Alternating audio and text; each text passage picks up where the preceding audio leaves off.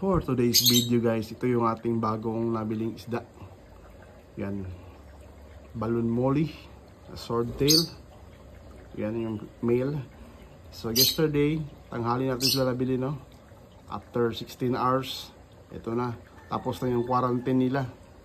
So bali 5 sila, ito yung 3. Sa kabilang tank naman, tapos na yung quarantine nila.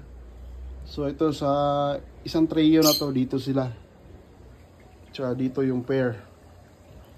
Tapos itong hornwort, nag-ready ako. Pagkatapos ko ma-quarantine ito dito at ma-acclimate, ilalagay ko na tong hornwort after 10 hours, ganun.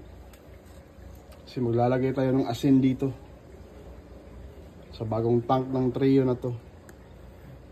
So ganun lang, no? Ganda nila sa top view.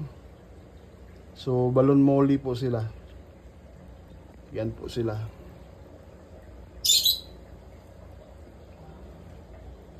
So ito yung paraan ko, no?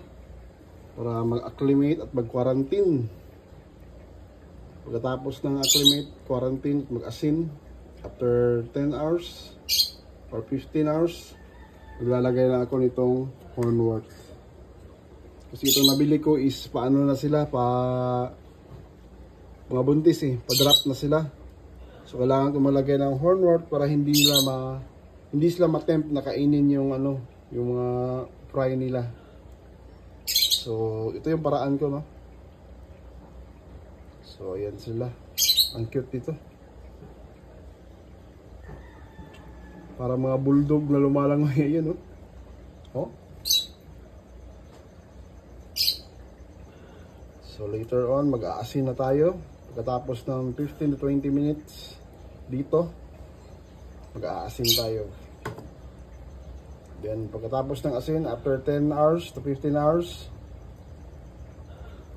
lalagay natin ang hornwort. Or mamayang gabi, this morning is 6 AM pa lang. So mamayang gabi or 5 PM tonight, pwede na natin silang ilagyan na itong hornwort. Tsaka wait, may nakita akong sa lalim, ayun, no? Meron pa akong crayfish na natira, ayun, no? Crayfish yan, ayun, no? Ayun, lumalangoy, naglalakad. Crayfish pa yan. Ayun, 2 pa natira. Diyos ko. Dito sila guys, no? So kasi dito ko pinagpag yung yung 3 days ago yung crayfish ko na female. Tapos tinanggalan ko ng tubig. Yun. Tapos in-acclimate ko sa ibang tub. Galing sa ibang tub, lagay ko dito para acclimate yung mga crayfish. Pero ito may natira pa rin 2. So yun, naglalakad-lakad. Yun, no? Isa. Tsaka yun, pangalawa nandun sa gilid. So later on, huhuli natin yan. So thank you for watching.